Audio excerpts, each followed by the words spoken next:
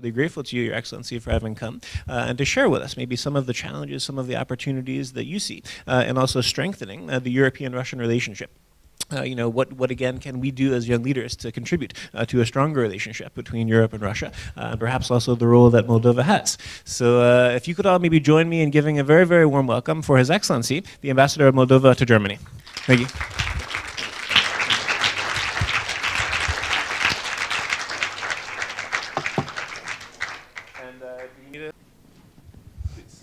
Well, first of all, I'd like to thank you very much for this wonderful opportunity to speak in front of you and to meet the future politicians of European countries and non-European countries, which brings the hopeful that the future relationships all around the world will be much better than nowadays.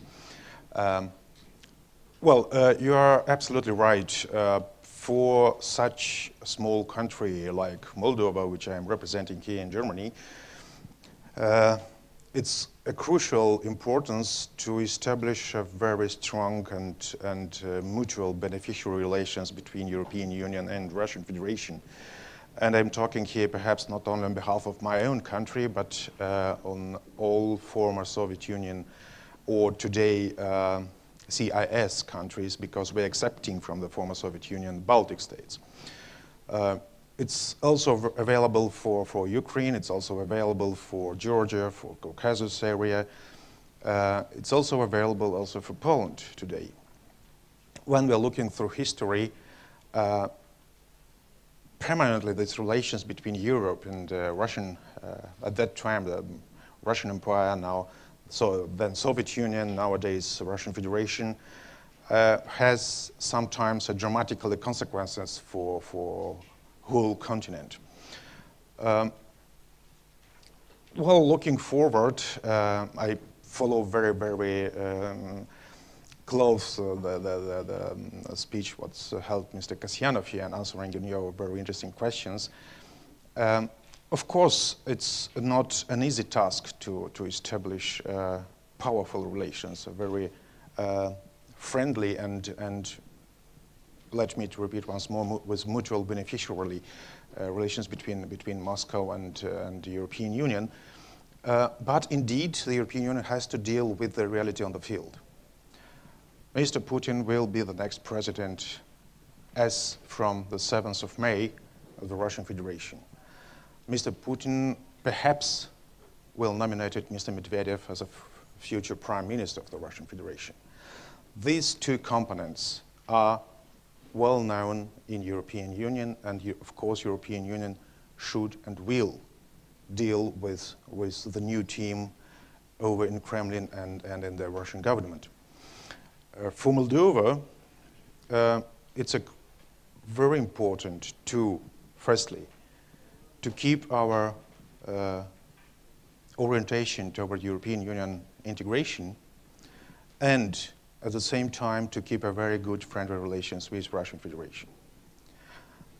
Each troubles appeared between Brussels and Moscow, immediately we feel in our own country. Just an example, Moldova depends 100% from gas import from Russian Federation. You know, Gazprom was officially declared as strategic weapon of Russian foreign policy. And of course, if we are looking through the foreign policy priorities of the Russian Federation, Moscow tries to keep its influence all over the CIS region, including a lot of former Soviet Union republics. And Moldova is also not a subject, but an object of these negotiations between Moscow and European Union from one hand, and perhaps the United States from the other hand. Well, and immediately when appears some troubles between Brussels and Moscow, Moscow reacts towards small countries like Moldova, which fully dependent from energy sources of Russian Federation. Gazprom offering a much higher price for gas delivered to in our case, in my case, to the Republic of Moldova. It was the same situation also with Ukraine. It was a similar situation with some Caucasus countries. And of course, now Republic of Moldova has to make its final choice. Where should be in the future my country?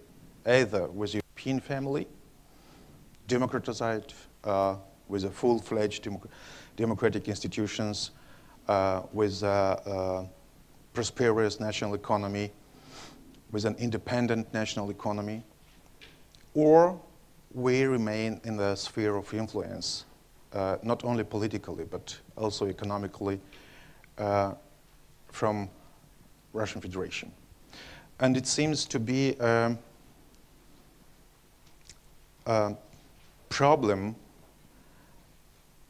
in overcoming the former Soviet mentality in Moscow, in the high-level politicians from Russian Federation, to understand that soft power in relations with near neighborhood, which is this formulation is very popular in Russian Federation. Soft power brings much more dividends as hard power. Unfortunately, Russian Federation tries to use hard lines in relations with Republic of Moldova, in relations with Ukraine, in relations, the case of 8 August 2008 in Caucasus. And just afterwards, sometimes realized that it could be much better to use a soft power as something like very, very hard actions. It was exactly the situation after August 2008, after this military confrontation between Russian Federation and Georgia, when Moscow suddenly realized that after this short confrontation, it was fully isolated at the international level. Now, the case Moldova offers another possibility for Russian Federation to show that some of frozen conflicts in the former Soviet Union area, namely Transnistrian conflict, which is in the Republic of Moldova, could be solved not with weapons, but with a political dialogue.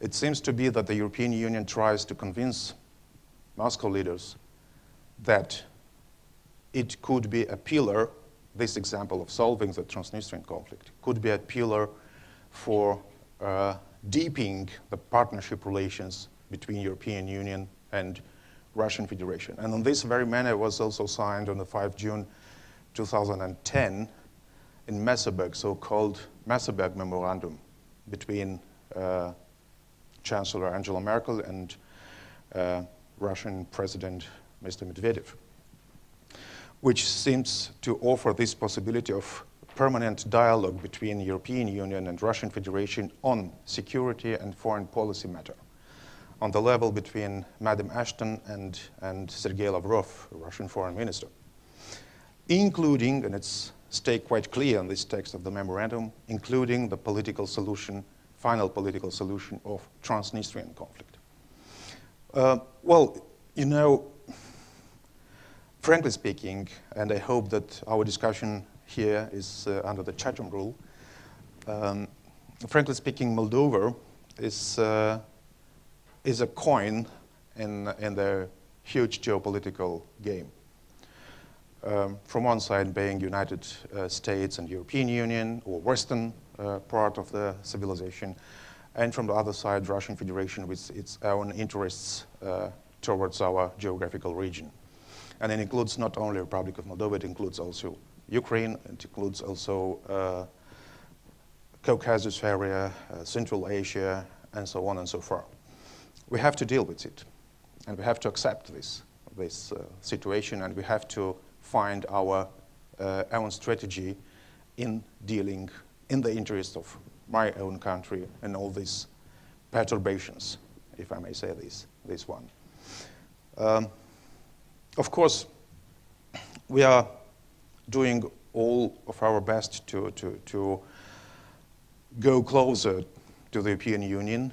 Unfortunately, the Republic of Moldova is not yet declared as a country with European perspectives, because at that time, in 2003, when in Salonic in Greece was decided which countries will belong to the possible further extension of the European Union.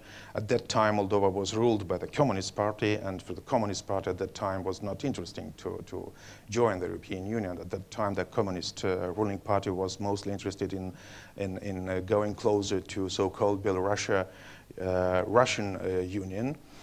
But after the unhappy case of unsigning from Moldovan side of so-called memorandum Kozak is not about the Cossacks, it's on Dmitry Kozak, the name of the advisor to Mr. Putin at that time, the president of Russian Federation, which tries to solve politically the Transnistrian conflict, but completely not in the favor of interests of Republic of Moldova.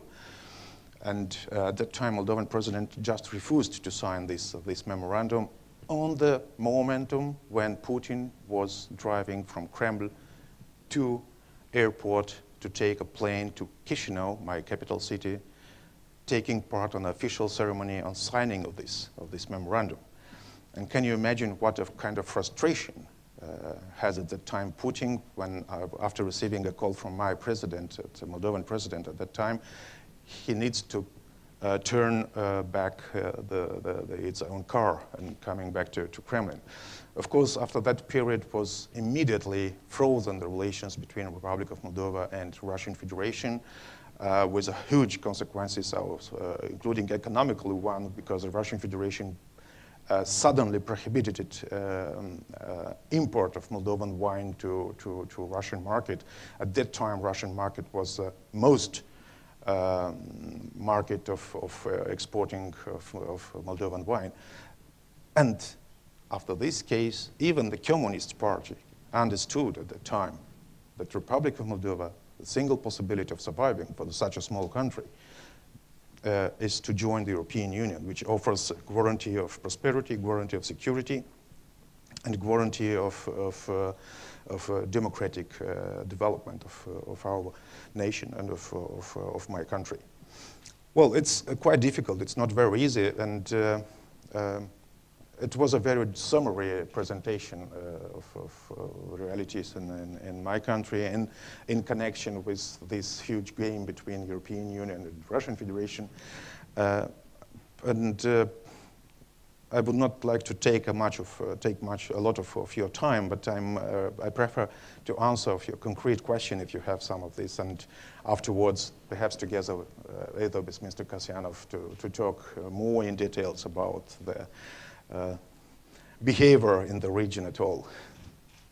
Thank you.